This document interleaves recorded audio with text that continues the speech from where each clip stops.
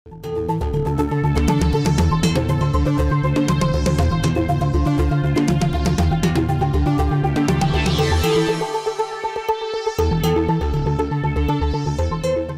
সামগ্রীর বাজারে চাহিদা কমায় দাম পড়তি, অথচ এক বছর আগে রডের দাম ছাড়িয়েছিল লাখ টাকার বেশি।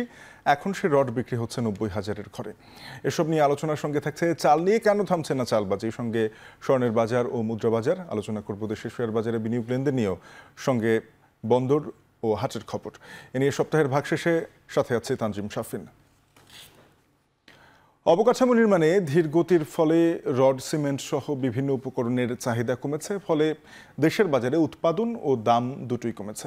শুধু তাই নয়, কমার তালিকায় রয়েছে কাঁচামাল আমদানিও। এদিকে রডের দাম গত এক বছরে কমেছে 13% বেশি।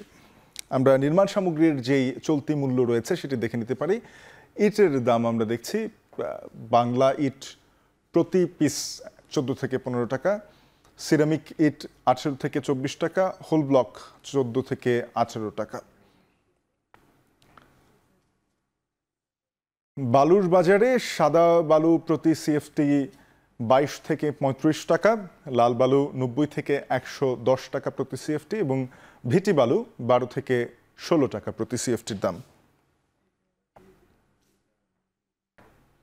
সাদা কালো পাথর প্রতি সিএফটি 180 থেকে 240 টাকা, সিমেন্ট প্রতি বস্তা 550 থেকে 650 টাকা, থাই অ্যালুমিনিয়াম 450 থেকে 550 টাকা প্রতি বর্গফুট, গ্রিল ও রেলিংয়ের দাম প্রতি বস্তা 110 থেকে 140 টাকা।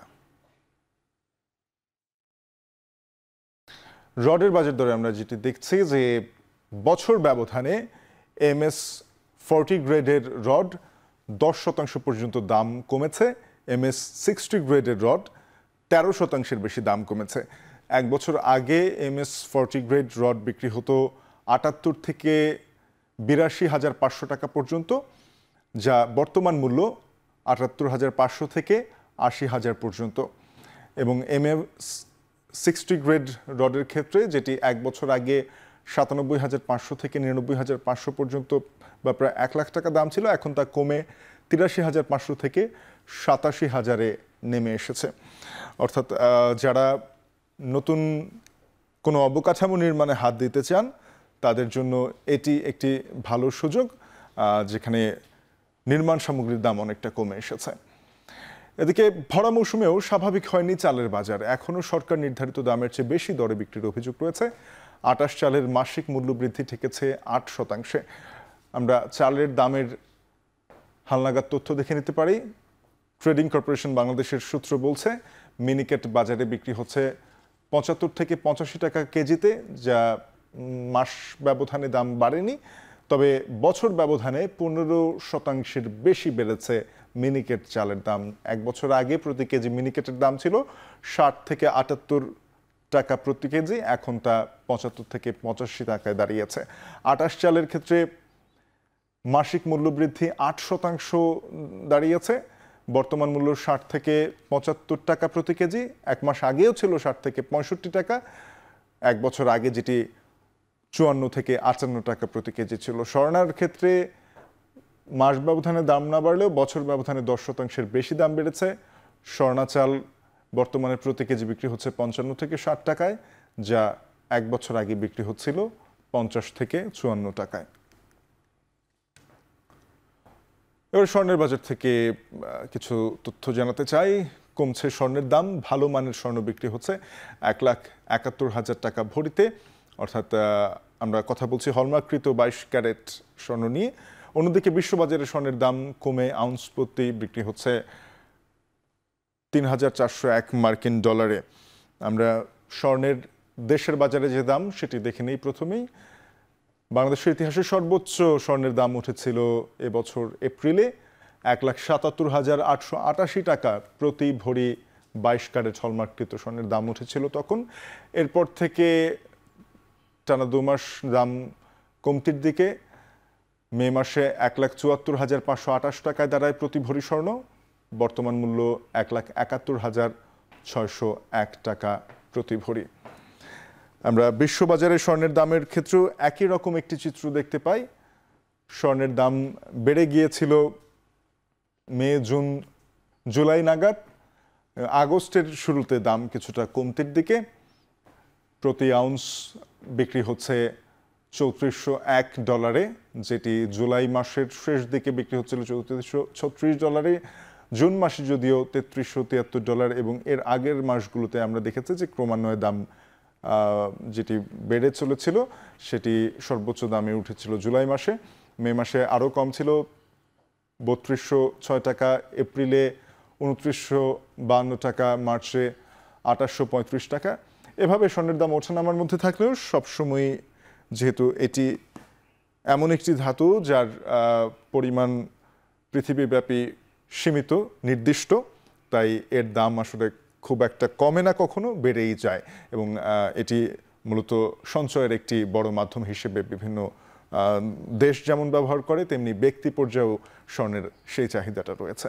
মুদ্রা বাজারে চোখ রাখতে চাই। আন্তঃব্যাংক থেকে ডলার কেনার পর কমছে ডলারের দাম। এদিকে ধরাছোঁয়ার বাইরে খুচরা মানি এক্সচেঞ্জ মার্কেট বা কার্ড মার্কেট, খোলা বাজার আমরা বলতে পারি, আমরা স্বর্ণের টাকার বিপরীতে বিভিন্ন দেশের মুদ্রার যে বিনিময় মূল্য সেটি দেখে নিচ্ছে।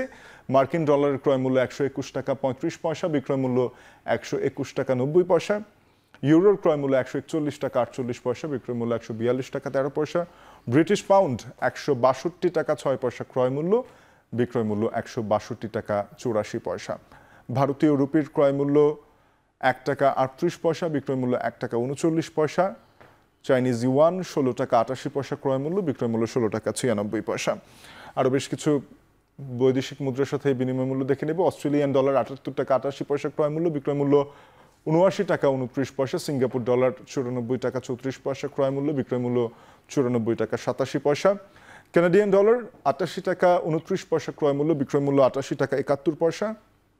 ইয়েনের ক্রয় মূল্য $82, বিক্রয় মূল্য $83। শ্রীলঙ্কান রুপি $2.46 ক্রয় মূল্য, $2.47 বিক্রয়।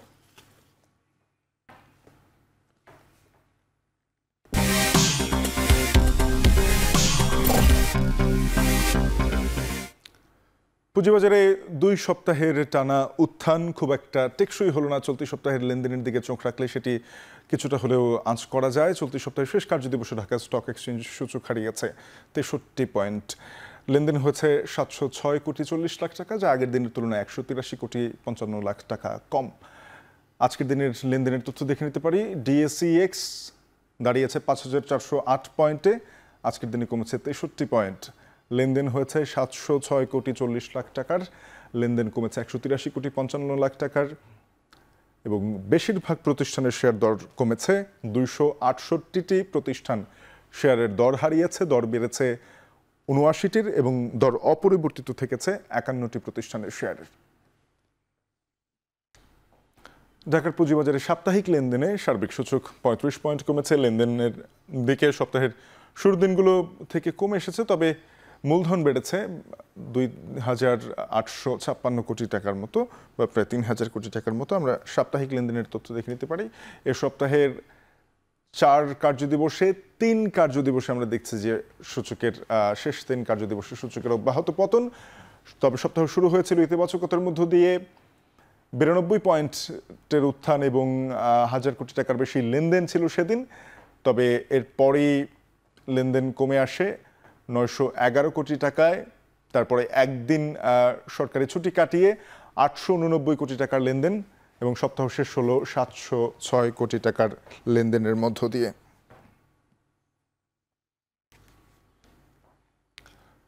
দেশের আরেক পুঁজিবাজার চট্টগ্রাম স্টক এক্সচেঞ্জে সিএএসপিআই বা সার্বিক সূচক কমেছে 162 পয়েন্ট, লেনদেন হয়েছে 25.16 টাকা, যা আগের দিনের চেয়ে 30 কোটি টাকা কম। এবারে আমরা চট্টগ্রাম স্টক এক্সচেঞ্জের সপ্তাহ শেষ দিনের লেনদেন দেখে নিচ্ছে। 15,193 পয়েন্টে দাঁড়িয়ে আছে সার্বিক সূচক সিএএসপিআই, এবং টাকার অঙ্কে এদিন লেনদেন হয়েছে 25.16 টাকার। বেশিরভাগ প্রতিষ্ঠানের শেয়ার দর হারিয়েছে, দর কমেছে 139টি প্রতিষ্ঠানের শেয়ারের দর বেড়েছে 57টির, এবং দর অপরিবর্তিত থেকেছে 27টি প্রতিষ্ঠানের শেয়ারে। চট্টগ্রাম বন্দর দিয়ে বেড়েছে আমদানি রপ্তানি বাণিজ্য। বন্দরের আমদানি রপ্তানি বাণিজ্যের সার্বিক চিত্র জানাতে বন্দর এলাকায় আছেন সহকর্মী হাজিরা শুলি, তার সঙ্গে যুক্ত হব। শিউলি, আমরা জানতে পেরেছি যে আপনার মাধ্যমে বন্দরে আমদানি রপ্তানি কার্যক্রম বেড়েছে, তবে এই যে বেসরকারি কন্টেইনার ডিপোগুলো রয়েছে সেগুলোতে চাপ সামাল দেওয়ার মতো অবস্থা আছে কিনা, সক্ষমতা, শ্রমিক সব সেই অনুযায়ী উপযোগী রয়েছে কিনা জানাবেন আমাদেরকে।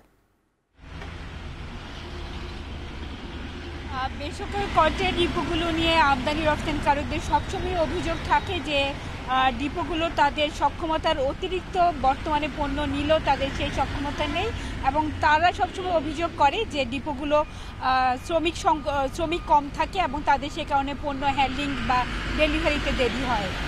তবে তারপরেও বলা যায় যে এই গেল জুলাই মাসে যে পরিমাণ কন্টেনার তারা বন্দরে পাঠিয়েছে এবং যে পরিমাণ আমদানি পণ্য তারা বন্দর থেকে ডিপো থেকে ডেলিভারি দিয়েছে তা অন্যান্য সময়ের তুলনায় বলা যায় রেকর্ড, এবং প্রায় শুধু জুলাই মাসে তারা ৮১,০০০ টিউএস রফতানি কন্টেইনার জাহাজীকরণের জন্য বন্দরে পাঠিয়েছে, যা সাধারণত অন্যান্য মাসগুলোতে দেখা যায় বড়জোর ৬০ থেকে ৬৫ বা ৭০,০০০ টিউএস থাকে। তো জুলাই মাসে আমদানি এবং রফতানি দুটোতেই কিন্তু তারা বেশি হ্যান্ডলিং এবং বেশি পরিমাণ হ্যান্ডলিং করেছে, এবং মোট প্রায় ১ লাখ টিউসের বেশি তারা কন্টেনার হ্যান্ডলিং করেছে এবং জাহাজীকরণ করেছে। তো ডিপোগুলো বলছে যে আসলে যখন চাহিদা বাড়ে তখন সেই অনুযায়ী তারা তাদের ক্যাপাসিটিও বাড়ায়, তবে এক্ষেত্রে কিন্তু বন্দরকেও বেশ হিমশিম খেতে হচ্ছে, এবং এই মাসে অন্যান্য মাসের তুলনায় রেকর্ড পরিমাণ জাহাজ ভিড়েছে বন্দরে। যেখানে গেল বছরে জুলাই মাসে বন্দরে জাহাজ ভিড়েছিল ৩১৫টি, সেখানে চলতি বছরের জুলাই মাসে বন্দরে জাহাজ ভিড়েছে ৩৩৯টি, অর্থাৎ ২৫টি জাহাজ ভিড়েছে। এবং বেশি জাহাজ ভিড়ার কারণে কিন্তু বন্দরে বেশি পরিমাণ আমদানি পণ্য নিয়ে কন্টেনারও এসেছে, এবং এর কিন্তু একটি প্রভাব আছে বন্দরের সার্বিক অপারেশনাল কার্যক্রমে। এবং তাই আমরা দেখতে পাচ্ছি গত প্রায় ১ থেকে ২ মাস ধরে বন্দরে কিন্তু কন্টেনার জট লেগেই আছে, এবং বর্তমানে প্রায় ধারণ ক্ষমতার কাছাকাছি কন্টেনার বন্দরে স্তূপ জমেছে, প্রায় ৪৫,০০০ টিউএস কন্টেনার। এটি কিন্তু বন্দর অপারেশনাল কার্যক্রমে ব্যাঘাত করছে, এবং সে কারণেই বন্দর কর্তৃপক্ষ আমদানিকারকদেরকে দ্রুত তাদের যে ফ্রি টাইম ৪ দিন সময়ের মধ্যে পণ্য ডেলিভারি নেওয়ার তাগিদ দিয়েছেন। এমনকি তারা শিপিং এজেন্টদেরকে আলটিমেটাম দিয়েছেন যে খালি কন্টেনারের জন্য তারা দ্রুত ডেলিভারি নিয়ে নেয়, না হলে তাদের খালি কন্টেনার উপরেই প্রতিদিন ৪ গুণ হারে তারা জরিমানা আরোপ করতে পারেন পরিস্থিতি বুঝে। তো সাফিন, এই ছিল আমার কাছে এখনকার মতো চট্টগ্রাম বন্দর। শিউলি, আপনাকে অনেক ধন্যবাদ। বৈরী আবহাওয়ার মধ্যেও আমাদেরকে জানাচ্ছিলেন চট্টগ্রাম বন্দরের আমদানি রপ্তানি এবং কন্টেইনার হ্যান্ডলিংয়ের খবর। এদিকে বঙ্গোপসাগরে মাছ শিকারকে কেন্দ্র করে আঞ্চলিক বাণিজ্যে মুখ্য ভূমিকা পালন করছে মৎস্য বন্দর আলিপুর ও মহিপুর। মাছ রপ্তানি ও দেশের মোকামে বেচা বিক্রি সহ সংশ্লিষ্ট সকল প্রতিষ্ঠানে প্রতিদিন শত কোটি টাকার লেনদেন হচ্ছে। এ বিষয়ে আরও জানাতে আলিপুর মৎস্য বন্দরে রয়েছেন সহকর্মী জসিম পারভেজ, যুক্ত হব তার সাথে। জসিম, জানাব যে এই মুহূর্তে আসলে মাছ শিকার এবং আলিপুর মহিপুর মৎস্য বন্দরগুলোতে, মৎস্য অবতরণ কেন্দ্রগুলোতে ব্যস্ততা কতটা বেড়েছে এবং মাছ আহরণের পরিমাণ কি বাড়ছে কিনা, কি দেখছেন? শাফিন, এখন কিন্তু বঙ্গোপসাগর হচ্ছে ইলিশের ভরা মৌসুম চলছে, আবহাওয়া অনুকূলে রয়েছে, সে কারণে কিন্তু কম বেশি জেলেদের জালে মাছ ধরা দিচ্ছে, এমনটি আমরা এসে এখানে দেখতে পেরেছি। তো আপনাকে জানিয়ে রাখি যে বঙ্গোপসাগরের অতি নিকটে এই মৎস্যবন্দর আলিপুর মহিপুরের অবস্থান হওয়ায় চট্টগ্রাম, বাঁশখালী সহ দেশের বিভিন্ন অঞ্চলে যে সকল ফিশিং, গভীর সমুদ্রে মাছ শিকার করা যে সকল ট্রলার রয়েছে তারা এখানে আসেন, অল্প সময়ের ভিতরে মাছ শিকার করা মাছ এখানে বেচা বিক্রি করে আবার পুনরায় তারা সমুদ্রে গিয়ে মাছ শিকার করতে পারেন অল্প সময়ের ভিতরে। এ কারণে কিন্তু এখানে প্রতিদিন হাজারো ট্রলার এখানে আসেন, মাছ বেচা বিক্রি করেন, এবং এতে এখানকার মাছ বেচা বিক্রি এবং তারা যে মাছ শিকারের যে সকল রসদ রয়েছে সে সকল রসদ কেনাকাটার জন্য প্রতিটি ট্রলারে প্রায় ৩ লাখ টাকা থেকে ৬ লাখ টাকা পর্যন্ত তারা বাজার সদাই করে আবার পুনরায় মাছ শিকারে গিয়ে মাছ শিকার করেন, আবার এখানে এসে আবার বেচা বিক্রি করেন। এরকম করে প্রায় এখানে প্রতিদিন ১০০ কোটি টাকার বাণিজ্য হচ্ছে বলে এখানকার ব্যবসায়ীরা আমাদেরকে জানিয়েছেন। তো এক কথা বলা যায় যে মৎস্য মৌসুম চলছে, মাছের বেচা বিক্রিও বাড়ছে এবং এই মৎস্য মোকামটি প্রতিদিন ১০০ কোটি বাণিজ্যে ত্বরান্বিত রয়েছে। এই ছিল আমার সবশেষ। জসিম, আপনাকে ধন্যবাদ। সহকর্মী জসিম পারভেজ যুক্ত হয়েছিলেন আলিপুর মৎস্য অবতরণ কেন্দ্র থেকে, জানাচ্ছিলেন মাছ আহরণের খবর।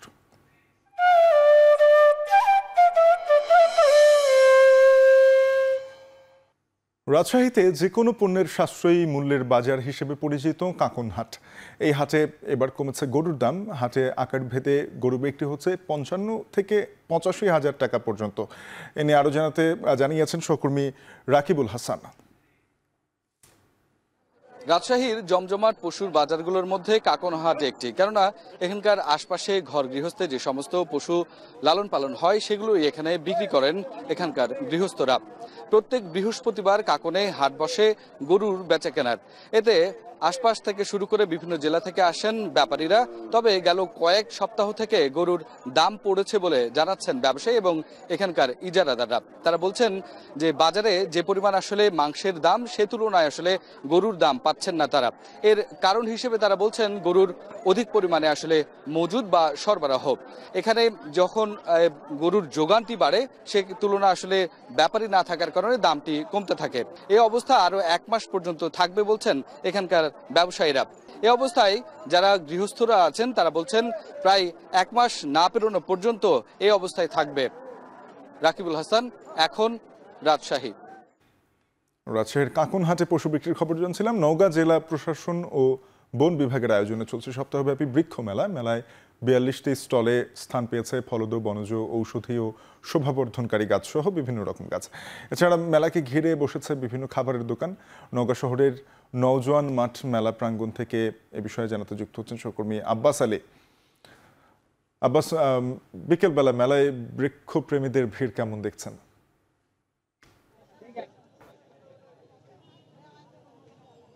শাফিন, পরিকল্পিত বনায়ন করি সবুজ বাংলাদেশ গড়ি প্রতিপাদ্যে নওগাঁয় সপ্তাহব্যাপী বৃক্ষ মেলা চলছে। মেলার আজ ৭৪ দিন। এই মেলাতে প্রায় 42টি স্টল অংশ নিয়েছে এবং প্রতিদিন এই সব স্টল সকাল 10টার পর থেকে শুরু হয় এবং চলে রাত প্রায় 9টা পর্যন্ত। তবে এই মেলা দুপুর পর থেকে বেশ জমজমাট শুরু হয়, অর্থাৎ বলা যায় যে বিকেল 3টার পর যারা বৃক্ষপ্রেমী রয়েছেন তাদের আগমনে এই মেলা প্রাঙ্গণ মুখরিত হয়ে ওঠে। যারা বৃক্ষপ্রেমী রয়েছেন, যারা গাছ কেনার জন্য আসেন, তারা বিভিন্ন স্টলগুলো ঘুরে দেখেন এবং তাদের পছন্দ মতো এইসব চারা এখান থেকে ক্রয় করে নিয়ে যান। যদি দামের কথা বলি, এখানে যেহেতু ফলজ, বনজ, ঔষধি এবং শোভাবর্ধনকারী বিভিন্ন গাছগুলো রয়েছে, এইসব গাছের মধ্যে সবচেয়ে বেশি যেসব গাছের চারা বিক্রি হচ্ছে তা হচ্ছে ফলজ এবং ফুলের যেসব শোভাবর্ধনকারী গাছ রয়েছে সেগুলো। দামের কথা যদি বলি, এখানে প্রতি পিস আম গাছের চারা বিক্রি হচ্ছে প্রকারভেদে 70 থেকে 1000 টাকা। জাম, কাঁঠাল, বাদামি লেবু, বেদানা গাছের চারা বিক্রি হচ্ছে 50 থেকে 500 টাকা। নারকেল গাছের চারা বিক্রি হচ্ছে 40 থেকে 1000 টাকা। প্রতিদিন এইসব স্টলে প্রায় 40,000 টাকা বিক্রি হয় এবং এই মেলাকে ঘিরে পাশে রয়েছে বিভিন্ন খাবারের দোকান, সেখানে প্রায় প্রতিদিন বলা যায় যে 50,000 টাকার মতো বেচা কেনা হচ্ছে। তো এই ছিল আমার কাছে মেলা নিয়ে সবশেষ। আব্বাস, আপনাকে ধন্যবাদ। সহকর্মী আব্বাস আলী যুক্ত হয়েছিলেন নওগাঁ থেকে, জানাচ্ছিলেন বৃক্ষ মেলার খবর। এই ছিল এই সপ্তাহের ভাগশেষে। এখন টেলিভিশনের ওয়েবসাইট দেখতে ভিজিট করুন www.icon.tv। যুক্ত থাকুন ফেসবুকে facebook.com/tv.icon এবং ইউটিউবেও দেখুন youtube.com/c/icontv।